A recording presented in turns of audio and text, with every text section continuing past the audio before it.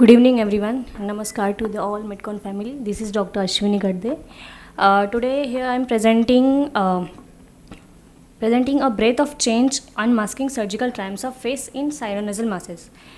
So, the problem of sinonasal muscle. What is sinonasal mass? Sinonasal mass is an abnormal growth or lesion located in the nasal cavity or the paranasal sinuses. So, if we look at the prevalence of sinonasal masses, then we'll see that non-inflammatory nasal polyps, basically non-neoplastic, they are around 1 to 4%. 1 to 4% prevalence annually. Benign tumors have around 0.5 to 1.5% prevalence per 1 lakh population annually, and of malignant tumors it's around 1 per 1 lakh population annually. So what about these sinonasal masses? It basically affects the patient's work, study and life. So we see the classical symptoms in sinonasal masses are nasal obstruction, infection, epistaxis, altered sense of smell, facial pain and headache. As per the classical management of sinonasal masses, initially we take the proper history of patient, then we do the clinical examination. In that we do diagnostic nasal endoscopy and other examinations which are related to the patient's complaint. Then we do radiological imaging. In that we basically prefer CT, PNS and MRI scan according to the complaints of patient. If required, biopsy is taken to differentiate its malignant or benign.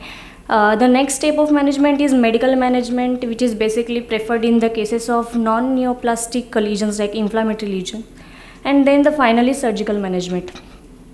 In surgical management, currently functional endoscopic sinus surgery is preferred. Limitations, here we are looking at limitations of medical management. Patients give variable responses to the medical management.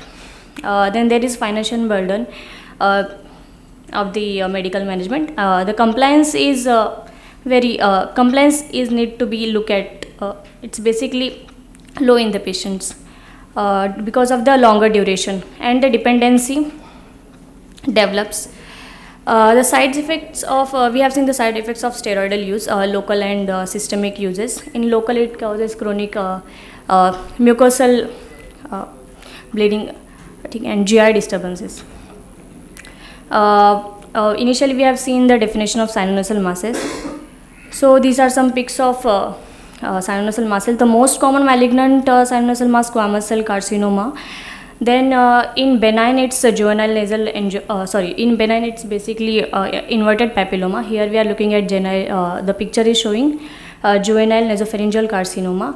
The third picture is about the malignant melanoma. What is endoscopic sinus surgery?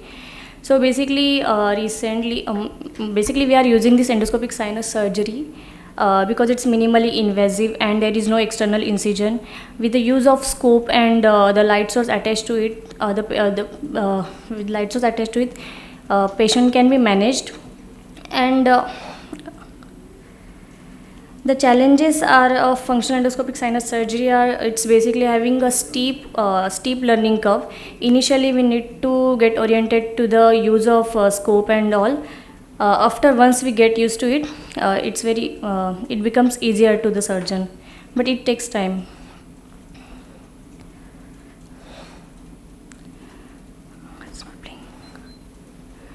So aims and objective of the study was to investigate the impact of endoscopic sinus surgery. The second objective was to analyze pre and post-operative mean subjective enhancement in nasal symptoms. The third objective was to document any potential complications arising during or after the procedures. The material, this study was interventional, was spanning around 8 months from January 2024 to August. Patient selection was patients of all ages were included. Those who had the complaints. Exclusion criteria was the non-cooperative patient and those who denied to participate, and the patients with maxillofacial trauma. The pre-op evaluation we did was DNE, CCT, PNS, MRI, biopsy accordingly to the patient's complaint, and the results and follow-up was done for 6 months. If we look at the statistical analysis of the patient, we had included that was 70% were male and 30% were female.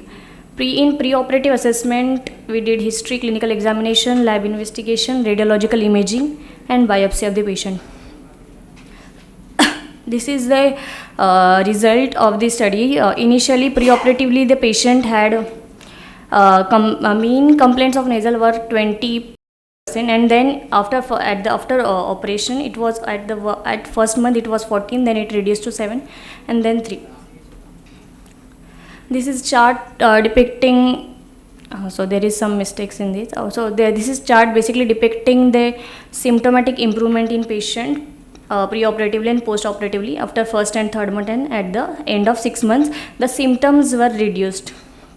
There was symptomatic improvement. So summary of our result: the tumors we had operated were 2 were mucosal, 1 epidermoid cyst, 2 lymphoma, 2 squamous cell carcinoma, and 2 angiofibroma.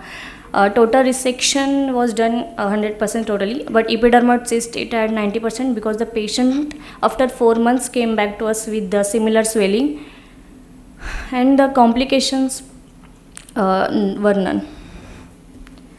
The advantages of functional endoscopic sinus surgery: it's basically minimally invasive, and we get superior visualization with fewer complications. It has greater safety, less aggressive, or more precise, and patient can be earlierly mobilized, and with shorter hospital stay. Factors related to success of endoscopic surgery depends on the lesion size, intracranial extension, technical facilities, the surgeon's experience, which is most important, and the handling of complications post-operatively. Morbidity rate of chosen surgical route. The complications which can be seen is hemorrhage, CSF leak, meningitis, nasal bleeding, stroke, and residual trauma. So I have taken references from these research papers which were published in 1985, 1991, 1990 accordingly. So the conclusion is that despite the challenges, the endoscopic sinus surgery has many benefits. It's safe procedure with low complication, potential for permanent relief.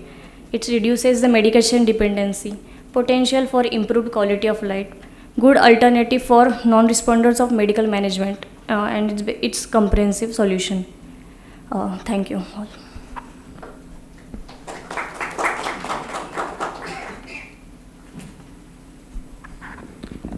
I would request Dr. Bhushan Kulkarni sir to hand over the certificate to Dr. Ashwini.